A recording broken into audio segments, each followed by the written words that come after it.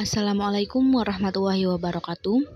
Di sini kami dari kelompok 7 akan menjelaskan materi tentang teori kepribadian Albert Bandura dan Kurt Lewin. Berikut kelompok kami yang beranggotakan saya sendiri, Afria Milda Febriani, NIM 3520013, Arina Manasikana, NIM 3520022, Vina Karomah, NIM 3520062, dan Muhammad Aulia Rahman Saputra, NIM 3520104. Langsung saja, yang pertama ada biografi Albert Bandura. Albert Bandura lahir pada 4 Desember 1925 di sebuah kota kecil di Kanada yang terletak sekitar 50 mil dari Edmonton. Yang terakhir dari 6 anak. Pendidikan awal Bandura terdiri dari satu sekolah kecil dengan hanya ada 2 guru. Ia meraih gelar di Universitas British Columbia pada tahun 1949 setelah hanya 3 tahun belajar dan hanya kemudian melanjutkan sekolah pasca sarjana di University of Law. Sekolah itu telah menjadi rumah bagi Charles Hull dan psikologi lain termasuk Ken Spage dan Kurt Lewin. Albert Bandura adalah seorang psikologi kognitif sosial yang berpengaruh dan paling dikenal karena teori belajar sosialnya, konsep self-efficacy, dan eksperimen boneka bobonya yang terkenal. Dia adalah profesor emeritus di Universitas Stanford dan secara luas dianggap sebagai salah satu psikolog hidup terbesar. Selanjutnya ada biografi Kurt Lewin. Kurt Lewin lahir pada tanggal 9 September 1890 di suatu desa kecil di Prusia. Ia adalah anak kedua dari 4 bersaudara. Lewin menyelesaikan sekolah menengah di Berlin pada tahun 1905. Kemudian ia masuk universitas di Freiburg dengan maksud belajar ilmu kedokteran. Tetapi ia segera melepaskan idenya dan setelah itu ia belajar psikologi. Lewin bertugas ketentaraan Jerman selama 4 tahun. Lewin menghabiskan sisa hidupnya di Amerika Serikat. Ia adalah profesor dalam bidang psikologi anak-anak pada Universitas Chomel selama 2 tahun, yaitu 1933 sampai 1935. Sebelum dipanggil di Universitas Negeri Loa sebagai profesor psikologi pada Badan Kesejahteraan Anak. Pada tahun 1945, Lewin menerima pengangkatan sebagai profesor dan direktur pusat penelitian untuk dinamika kelompok di Institut Teknologi Massachusetts. Ia meninggal secara mendadak karena serangan jantung Newtonville, Massachusetts pada tanggal 9 Februari 1947 pada usia 56 tahun. Selanjutnya ada teori kepribadian Albert Bandura. Yang pertama ada reciprocal determinant. Reciprocal determinants adalah konsep yang penting dalam teori belajar sosial Bandura. Menjadi pijakan Bandura dalam memahami tingkah laku. Yang kedua ada Bayesian reinforcement. Menurutnya, reinforcement penting dalam menentukan apakah suatu tingkah laku akan terus terjadi atau tidak. Tetapi itu bukan satu-satunya pembentuk tingkah laku.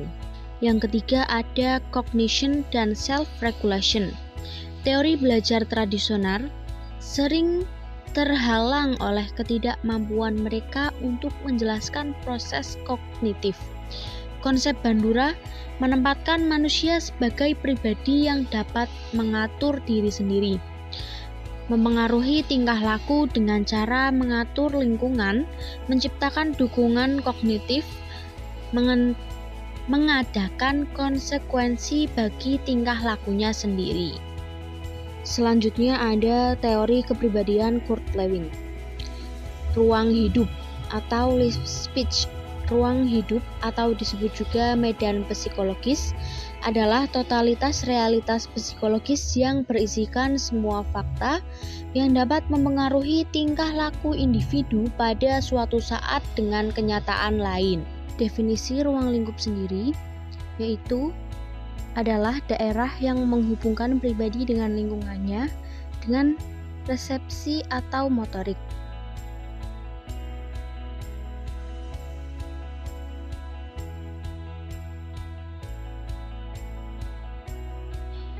Struktur kepribadian menurut Albert Bandura. Yang pertama ada sistem self.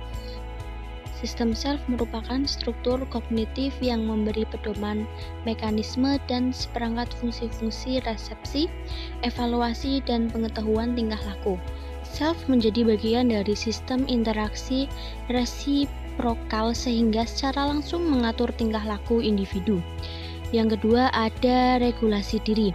Manusia mempunyai kemampuan berpikir untuk memanipulasi lingkungan sehingga terjadi perubahan melalui strategi reaktif dan proaktif. Ada 3 proses yang dapat dipakai untuk melakukan regulasi diri, yaitu yang pertama faktor eksternal. Memengaruhi regulasi diri dengan 2 cara, yaitu memberi standar untuk mengevaluasi tingkah laku dan penguatan. Yang kedua ada faktor internal, terdiri dari 3 bentuk, meliputi observasi diri, proses penilaian atau pengendalian tingkah laku, reaksi, dan efektif. Yang ketiga ada efikasi diri, merupakan keyakinan atau harapan diri bahwa ia mampu atau tidak mampu melakukan tindakan yang memuaskan. Selanjutnya ada struktur kepribadian menurut Kurt Lewin. Yang pertama, ruang hidup. Seluruh isi elips yang berisi kumpulan fakta yang memengaruhi tingkah laku. Yang dua, daerah pribadi. Lewin menggambarkan daerah pribadi dengan lingkungan tertutup, menunjukkan bahwa pribadi adalah bagian terpisah tetapi berada di dalam ruang hidup. Yang ketiga ada daerah lingkungan psikologis. Daerah di dalam epilis tetapi di luar lingkungan adalah daerah lingkungan psikologis. Yang keempat ada lingkungan non-psikologis, apa saja yang ada di lingkungan sekitar individu tetapi tidak menjadi stimulus bagi diri seorang berupa benda, objek, fakta, atau situasi sosial. Yang kelima ada isi-isi ruang hidup, sebagai contoh ruang kehidupan seorang mahasiswa yang duduk di ruang kuliah. Dinamika kepribadian Albert Bandura. Dinamika kepribadian yang dimaksud oleh Bandura lebih kepada motivasinya sebagai sumber inspirasi bertingkah laku. Motivasi sebagai konstruk kognitif bersumber dari gambaran hasil dan harapan keberhasilan yang akan dicapai. Harapan diperkuat dengan adanya reinforcement agar motivasinya seseorang untuk bertingkah laku sekaligus dengan menetapkan tujuan atas performasi dirinya. Selanjutnya ada dinamika kepribadian Kurt Lewin. Yang pertama ada energi. Lewin menganggap bahwa pribadi merupakan suatu sistem energi yang kompleks. Yang kedua, tegangan. Tegangan adalah suatu keadaan dalam diri seorang pribadi, atau lebih tepat suatu keadaan dari suatu daerah dalam personal dalam kaitannya dengan daerah-daerah dalam personal lainnya. Yang ketiga ada kebutuhan peningkatan tegangan dalam suatu daerah dalam persoalan disebabkan oleh timbulnya kebutuhan. Yang keempat ada tegangan dan tindakan motorik. Tegangan yang menekan garis batas luar dari pribadi tidak dapat menyebabkan lokomsi. Yang kelima ada valensi, suatu kuantitas yang bervariasi. Ia mungkin lemah, sedang, atau kuat. Pada dasarnya, besarnya valensi ditentukan oleh kebutuhan.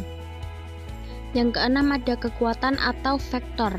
Ada di dalam lingkungan psikologis, sedangkan tegangan merupakan sifat dari sistem dalam personal.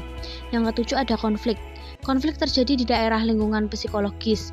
Lewin mendefinisikan konflik sebagai situasi di mana seorang menerima kekuatan-kekuatan yang sama besar tapi arahnya berlawanan. Yang kedelapan ada restrukturasi dinamis. Struktur lingkungan psikologis. Dinamika lingkungan psikologis dapat berubah dalam 4 cara yang berbeda. Nilai daerah dapat berubah secara kuantitatif, vektor dapat berubah dalam besarnya atau dalam arahnya, atau dalam keduanya. Garis batas dapat menjadi lebih kuat atau lebih lemah, muncul atau menghilang, sifat material suatu daerah. Yang kesembilan, ada kembali pada keseimbangan. Salah satu cara untuk mencapai keseimbangan adalah meratakan seluruh daerah di dalam personal. Kesimpulannya, bagi Bandura, walaupun prinsip belajar cukup untuk menjelaskan dan meramalkan perubahan tingkah laku, prinsip itu harus memperhatikan dua fenomena penting yang diabaikan atau ditolak oleh pendekatan lain semacam Skinner. Bandura berpendapat manusia dapat berpikir dan mengatur tingkah lakunya sendiri, sehingga mereka bukan semata-mata tidak yang menjadi objek pengaruh lingkungan. Sifat kausal bukan dimiliki sendiri oleh lingkungan, karena orang dan lingkungan saling memengaruhi. Bandura menyatakan bahwa aspek fungsi kepribadian melibatkan interaksi orang itu dengan orang lain. Dampaknya, teori kepribadian yang memadai harus memperhitungkan konteks sosial di mana tingkah laku itu diperoleh dan dipelihara. Social learning theory dalam kepribadian dari Bandura didasarkan pada konsep reputational determinants, beyond reinforcement, dan self-regulation atau cognition. Sekian dari kelompok kami.